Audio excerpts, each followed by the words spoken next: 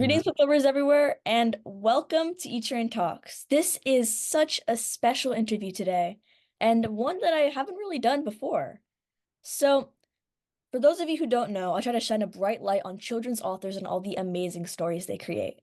And I'm here today with a fan favorite, an epic storyteller, and one who's really dabbled in pretty much every genre you can think of. There's historical fiction, realistic fiction, comedy, everything. This right here is Mr. Dan Gutman, writer of over 100 books and truly an awesome person. Thanks so much for joining me today. Hey, E-Train, anytime. It was fun meeting you when we were in New York, and I hope we'll get a chance to meet each other in person again sometime soon. Yeah, me too. And speaking of New York, that's really where we're going to be heading today.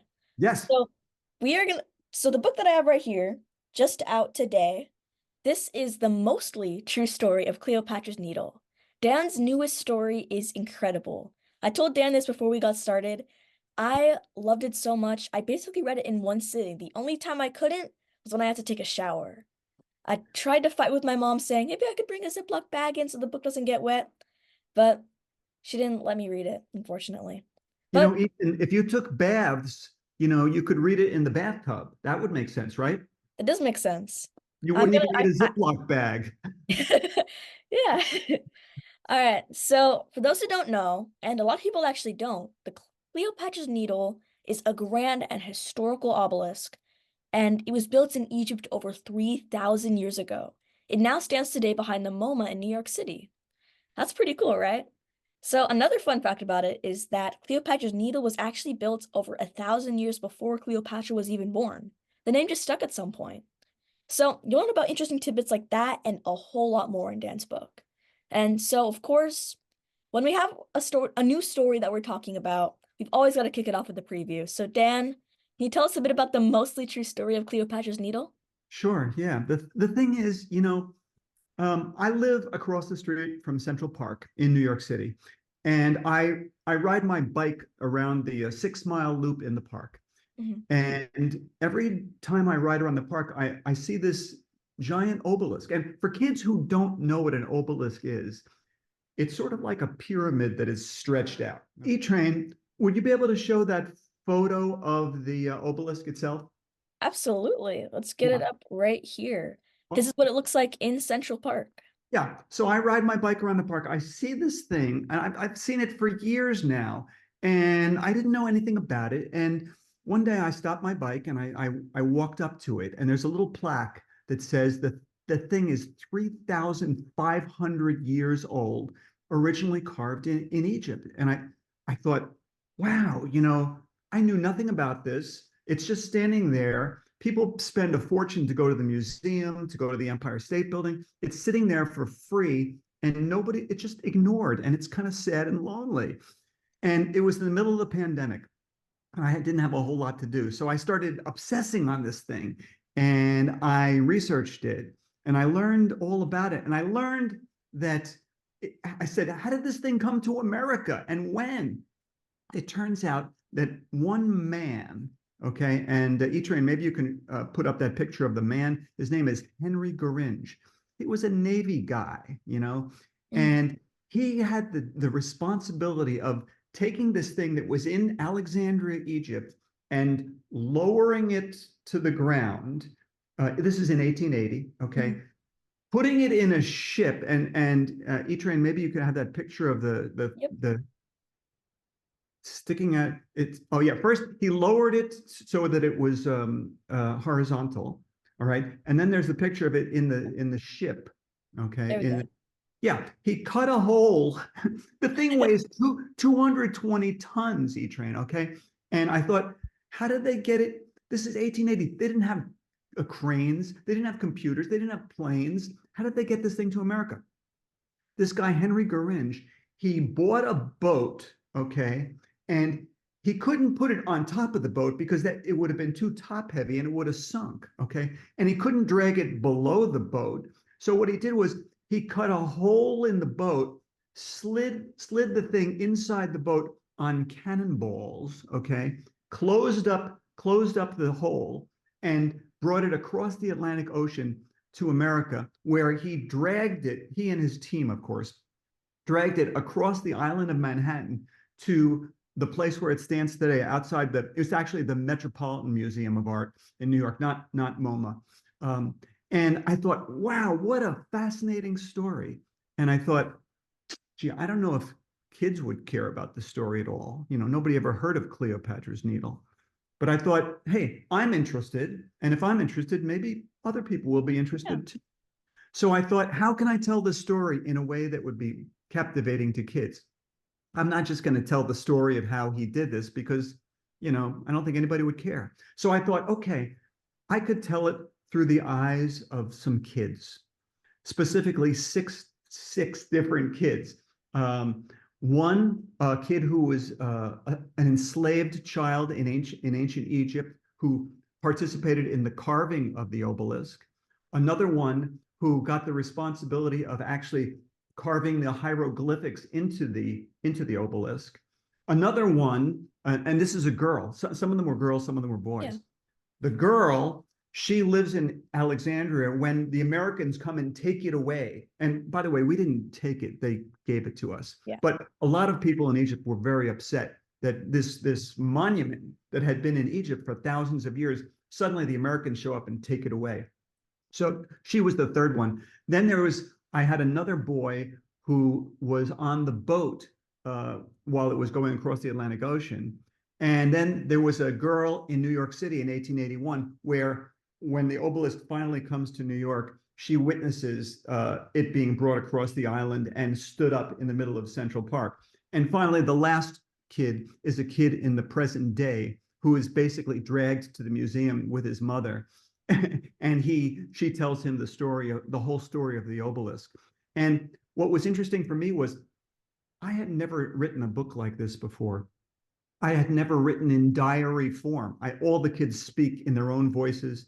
And it was just a fascinating project for me. And I hope that kids will find it interesting as well. Well, I know I found it interesting. And for those who don't know, so Dan said it's 220 tons. That equates to 440,000 pounds.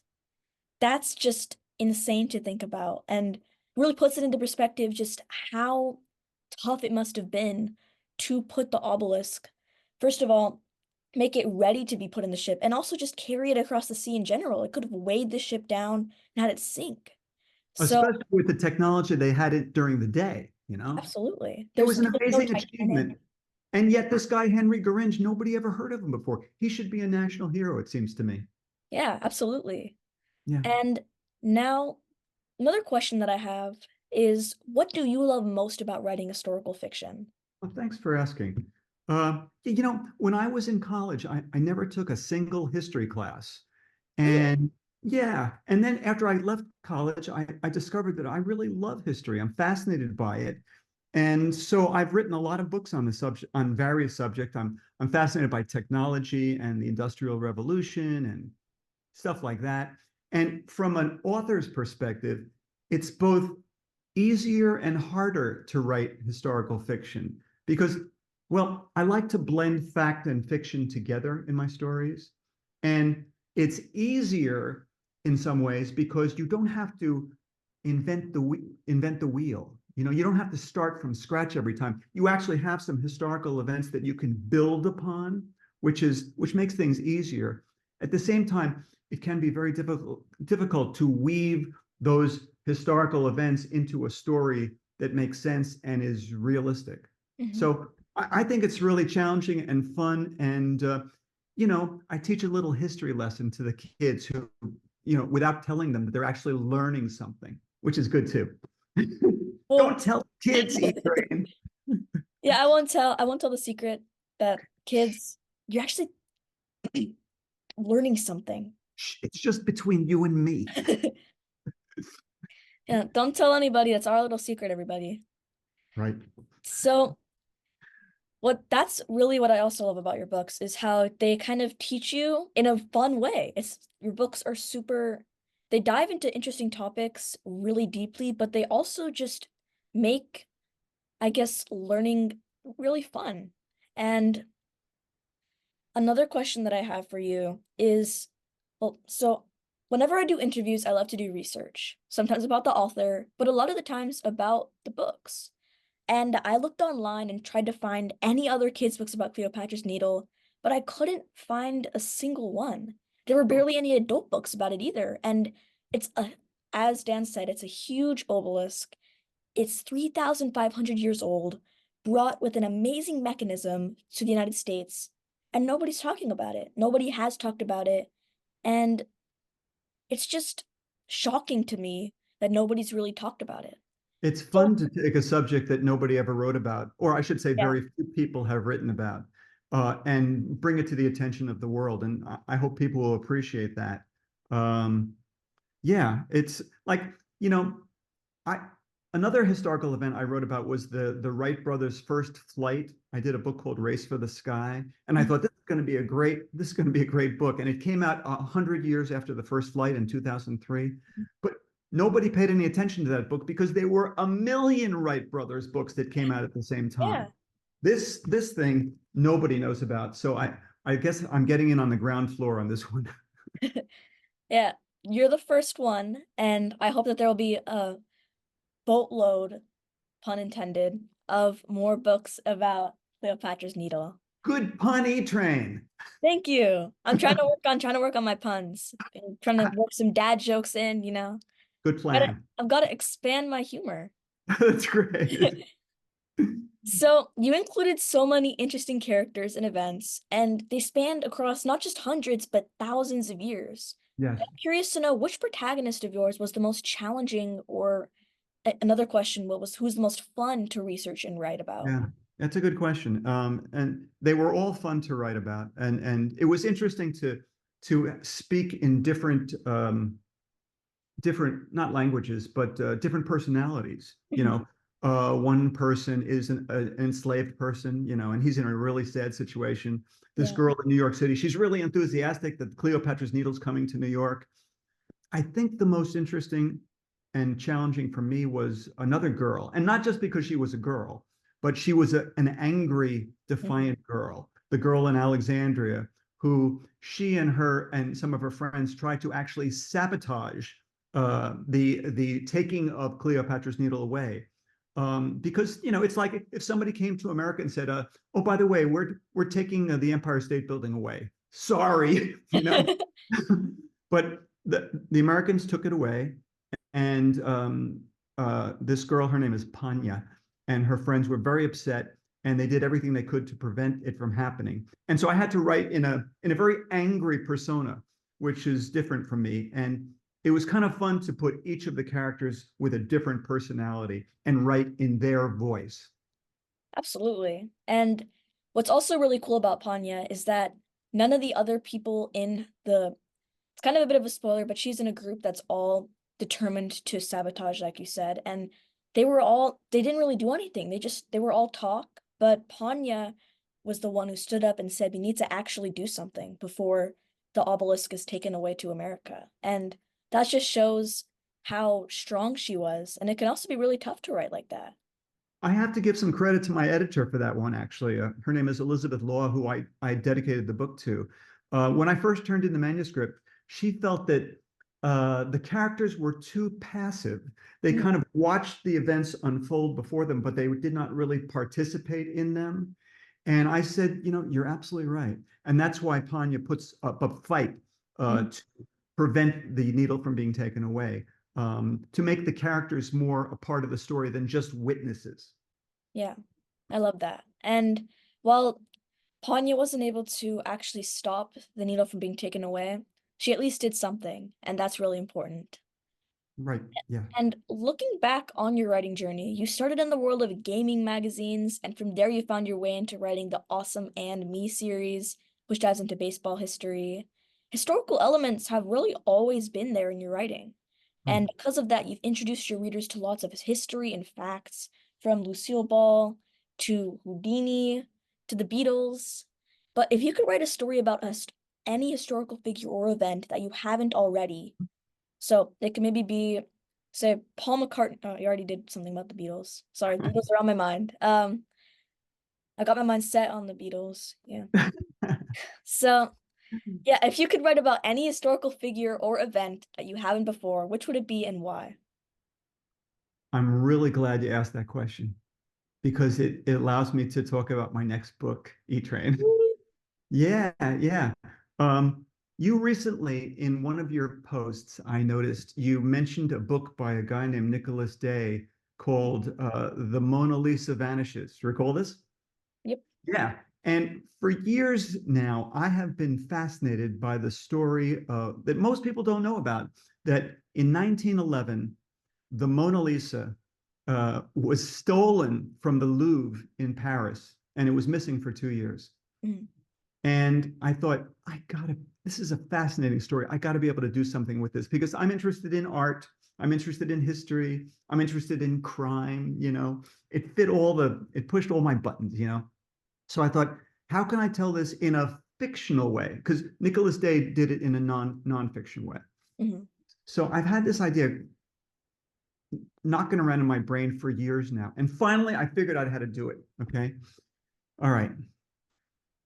You know, E-Train, and most people don't know, that the prime suspect in the case was Pablo Picasso, the most famous artist of the 20th century. Okay. A lot of people felt he might have stolen the Mona Lisa because he was a real revolutionary and the Mona Lisa represented classical art, and it would be just the kind of thing that somebody like Picasso would have pulled off. So they even brought Picasso in for questioning about the theft of the Mona Lisa. And so that gave me the idea for the story. Here's how it goes. Okay. It's coming out next year. All right. So Picasso is brought in for questioning. And while he's waiting to be questioned, he was very prolific. He's always sketching in his sketch pad. He Mhm. sketches a little drawing, a sort of a doodle, really. I was originally going to call the book The Doodle, but he makes a doodle. Okay.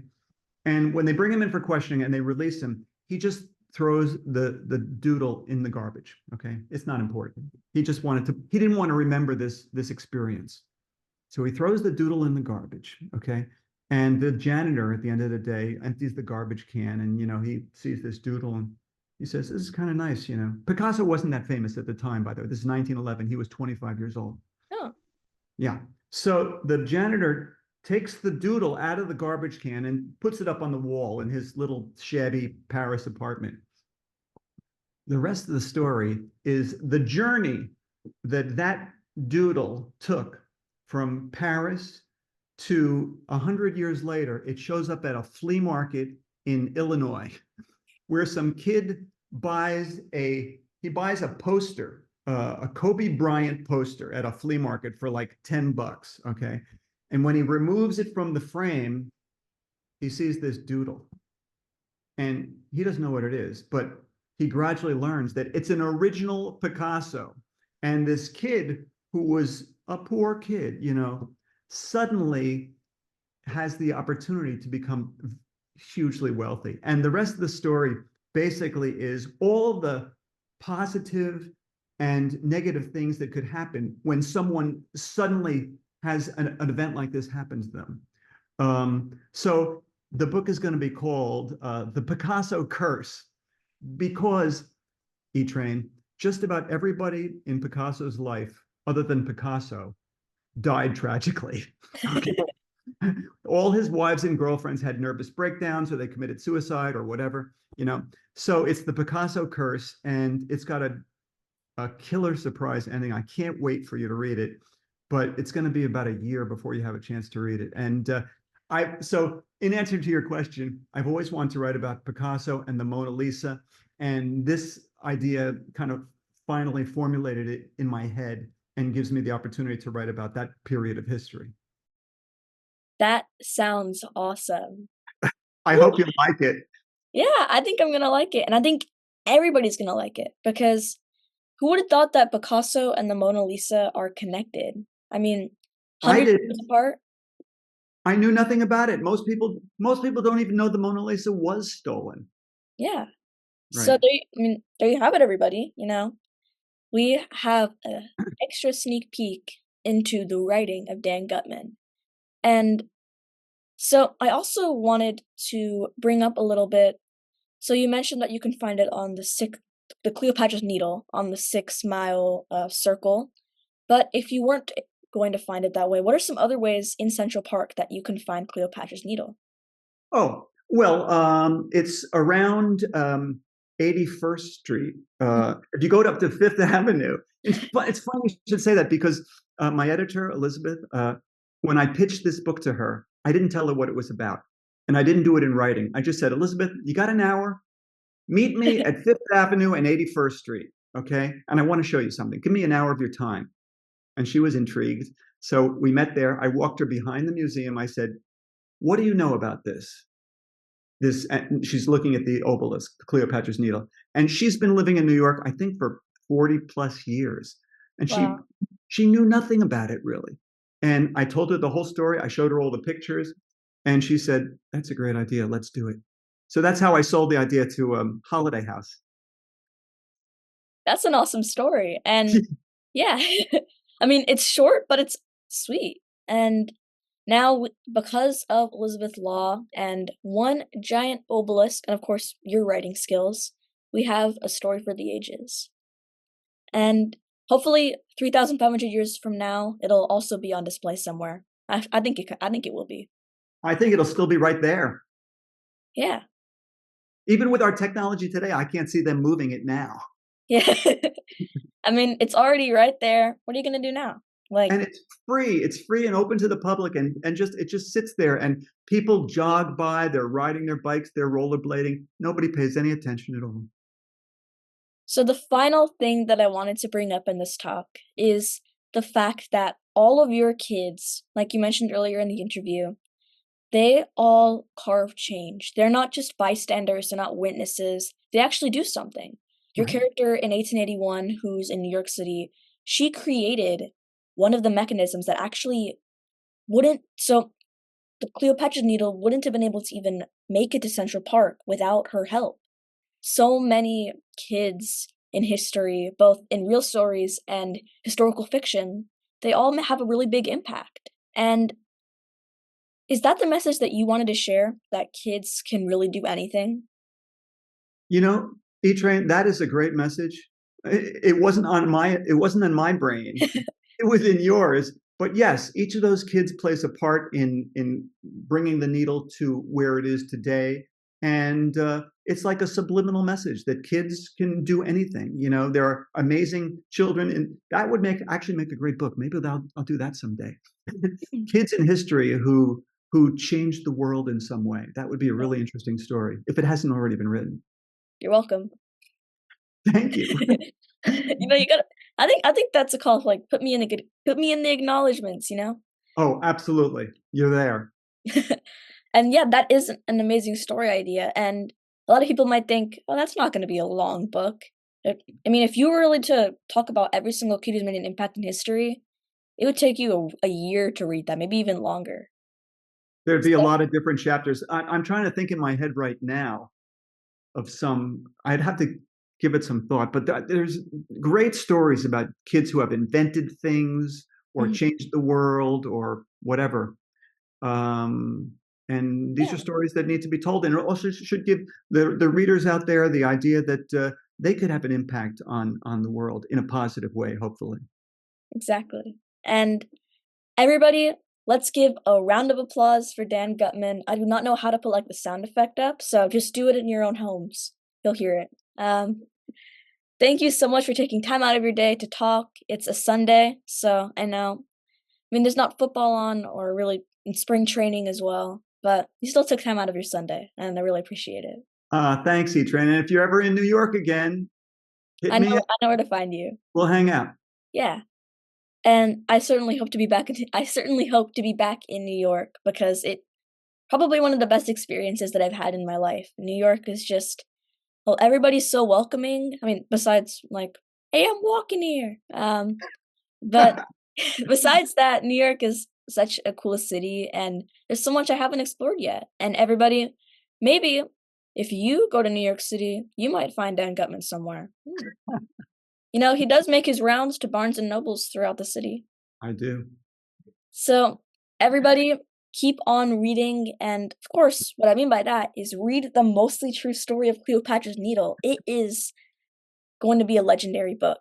I've got to say, it has everything. It has action, kids standing up for change, information, learning. Sorry. um, and it comes out on June 4th. And also, it's the 80-year anniversary of D-Day. So that's also pretty cool. I Um, had forgotten about that. Yeah. yeah. So, maybe you could find some kind of crossover between Cleopatra's Needle and D-Day. Maybe one of the people from D-Day went to Cleopatra's Needle. You never know. Sure. History always has its ways of connecting two completely different events into one. And that's what we learned from Dan's books and this story especially. And yeah, thank you again for taking time out of your day, Dan. And until next time, stay safe, keep on reading, and I will see all of you in the next one. Have a great Thank you, rest. Taryn. Bye. Bye.